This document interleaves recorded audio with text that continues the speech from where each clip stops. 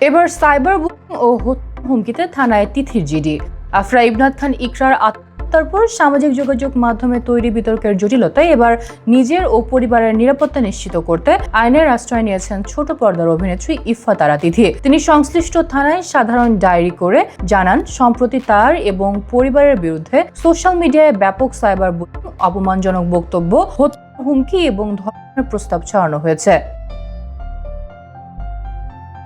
তিথি জানিয়েছেন, তার অনুমতি ছাড়াই ব্যক্তিগত কল রেকর্ড এবং বাসার ঠিকানা প্রকাশ করা হয়েছে, যা তার ও পরিবারের নিরাপত্তার জন্য মারাত্মক ঝুঁকিপূর্ণ। এছাড়া কৃত্রিম বুদ্ধিমত্তা বা এআই ব্যবহার করে তৈরি ছবি ও অপপ্রচারের বিরুদ্ধে জিডি করেছেন। তিনি বলেন, বিষয়টি ইতিমধ্যে আইনশৃঙ্খলা রক্ষাকারী বাহিনীর নজরে এসেছে এবং প্রয়োজনীয় সব প্রমাণ তাদের কাছে জমা দেওয়া হয়েছে।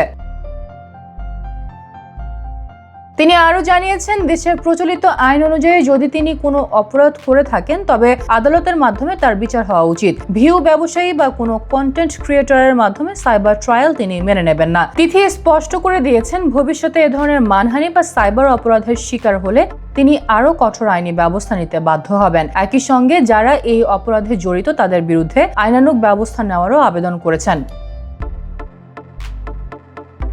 এই ঘটনায় সামাজিক যোগাযোগ মাধ্যমে ব্যাপক চর্চা সৃষ্টি হয়েছে।